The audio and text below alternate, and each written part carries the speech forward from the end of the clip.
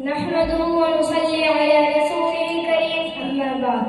मोहतरम जनाब सदर साहब व प्यारे साथियों, इल्म की अहमियत और इफादत पर चंद बातें आपके सामने पेश कर रही हूँ, समाअत फरमाएं। इल्मो अदब के सफीरों की दुनिया, ये दुनिया है रोशन मुनीरों की दुनिया। तदब्बुर तफक्कुर तकद्दुस तशक्कुर, ये अपने ईमान के अमीरों की दुनिया। यहाँ कमलियों अदीबों के चर्चे तो समझा है जिसको फकीरों की दुनिया।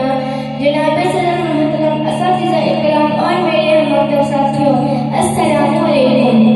साथियों, इल्म एक ऐसा खजाना है जिसकी चोरी का कोई खौफ नहीं होता और इस्तेमाल से कम भी नहीं होता। हकीकतन इल्म एक ऐसी कुव्वत है जो दुनिया की तमाम तर कुव्वतों से अफजल है और जिसके ज़माने में कोई तसव्वुर भी नहीं कर सकता।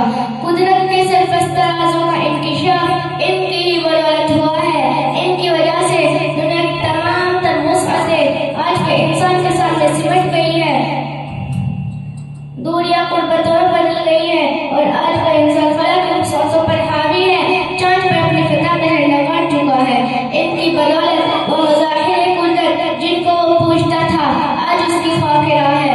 इल्म ही का करिश्मा है कि जिस पर अमल करके आज हम दीगर ममालिक के हालात से घर बैठे वाकिफ हैं और मजीद मालूमात हासिल कर रहे हैं। साथियों, ये इल्म का ही फैज़ है कि इंसान का नाम मरने बाद भी रोशन रहता है।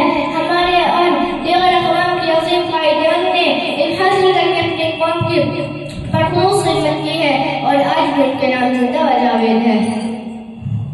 और साथियों, इनकी अहमियत हमें सबको सीखनी चाहिए। इल्म ही से इंसान